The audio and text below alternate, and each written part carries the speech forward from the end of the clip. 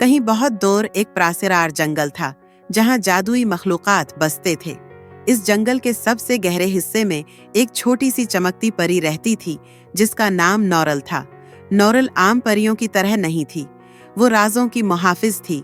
जंगल के दरख्त, नदियों का पानी, चांद की चमक, सबके पास कोई न कोई राज था और नौरल उन्हें संभाल कर रखती थी। एक दिन जब नौरल जंगल के एक प्रासरार कोने में उड़ रही थी, उसने एक बूढ़े सानप को देखा जो एक बड़े पत्थर पर लेटा हुआ था। इसका नाम जहराम था और वो जंगल का सबसे पुराना सानप था। वो निहायत दानिशमंद था और सदियों से जंगल की हर बात जानता था, मगर आज वो परेशान नजर आ रहा था। क्या हुआ जहराम? नौरल ने आहिस्ता से पूछा।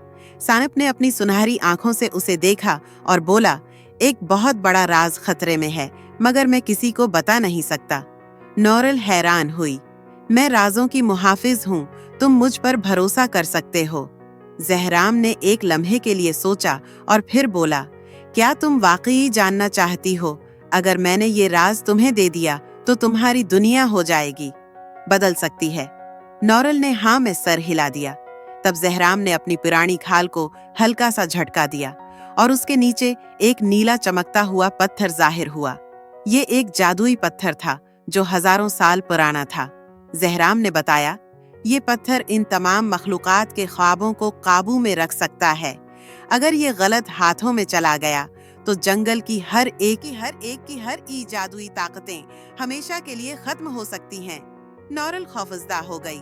क्या कोई उसे हासिल करने की कोशिश कर रहा है? जहराम ने सर हिलाया। हाँ, एक से जो अंधेरों में रहती है। अगर वो इस पत्थर को पाले तो ये जंगल बर्बाद हो जाएगा। नौरल ने फैसला कर लिया कि वो इस राज को महफूज रखेगी। उसने अपनी चमकती रोशनी से एक हिफाजती जादू किया और पत्थर को छिपा दिया ताकि कोई भी उसे न देख सके।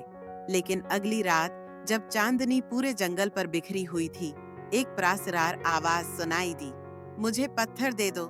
नौरल ने इधर उधर देखा, मगर उसे कुछ नजर न आया। अचानक हवा में एक काला धुआं नमूदार हुआ और एक अजीब साए में बदल गया। वो साया सांप जहराम के करीब पहुंचा और सरगोशी की, ये राज मेरे हवाले करो, वरना पूरा जंगल तबाह हो जाएगा। नौरल ने फौरन अपने परों से चमकती रोशनी निकाली और उसे साए की तरफ फेंक दिया। रोशनी से साया पीछे हट गया, मगर वो मुकम्मल तौर पर खत्म नहीं हुआ। जहराम ने नौरल से कहा, हमें जंगल के सबसे कदीम दरख्त तक पहुंचना होगा, वहां का जादू हमें महफूज रखेगा। नौरल ने अपनी जादुई ताकतों का इस्तेमाल किया और जहराम के साथ उड़कर कदीम दरख्त तक पहुंच गई।